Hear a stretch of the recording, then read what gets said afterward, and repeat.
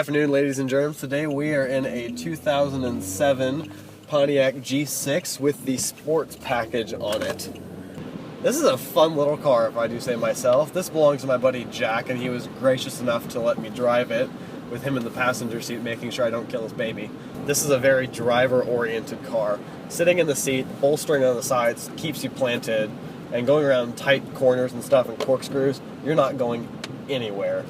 For being a very sporty sedan, this gets decent mileage for what it is. For being a hot little V6, it actually gets about 18 miles per gallon driving around, and I'm assuming you'll do a lot better on highway. Now this car is a naturally aspirated 3.5 liter V6 found in a lot of GM vehicles. My favorite part about this specific car is the fact that the serpentine belt whines like you've got a Whipple supercharger on it, and it is delicious.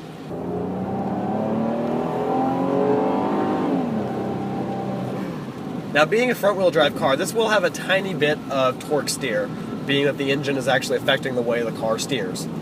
But this one, however, it's not bad. I've driven a lot of front-wheel drive cars because of my job. This car has a very minimal amount of torque steer. The only time you really notice it is when you go from a standstill and you're accelerating like around a bend, like a stop sign. Now, going around turns and stuff, when you start getting into it around corners, you're planted. You're not going anywhere. The one thing on this car I do have to say I'm not a huge fan of are the side view mirrors. Because looking at them, they're little triangles, so your blind spot on that side and that side is pretty big. So one of those little $5 AutoZone blind spot mirrors that you stick on would probably be an essential thing for this car if you're going to be driving on the highway a lot. For being a car with 130,000 miles on it, according to Jack, it has never been to the shop for anything besides general scheduled maintenance. This car could easily be one of those cars where this thing will just run forever. But the disadvantage is when a car runs forever, you have the possibility of everything going wrong at once. This is one of those, like, you're looking for a good daily driver that's reliable, affordable, does good on gas,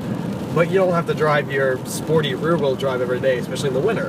This is the perfect car for you because everyone has that urge to go hoon and be a, well, hoon. And this car fills that need perfectly. It's sporty, it's agile, it takes corners like a beast. It's very small, it doesn't draw attention, it's very quiet for what it is.